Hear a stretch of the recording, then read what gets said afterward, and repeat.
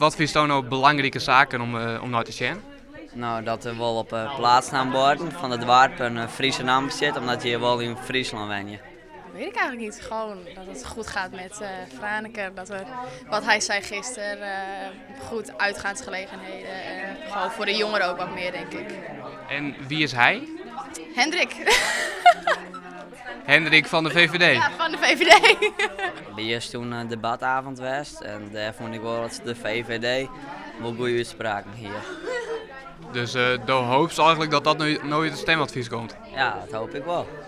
Bij een speciale stemwijzer joggen de jongerijn hokkerpartij het beste bij haar post. Wat is het geworden? CDA. En nou?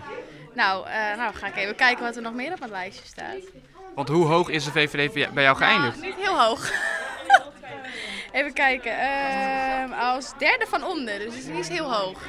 Maar het kan alsnog wel, denk ik. Je gaat alsnog op VVD Ja, ik stemmen? denk het wel. En dan gaat de stembus dicht en worden alle stemmen teld.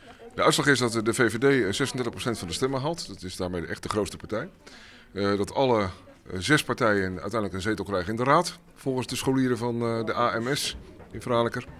En nou ja, dat is op zich wel een interessante uitslag. Iedereen wordt beloond voor zijn werk. Iedereen doet mee.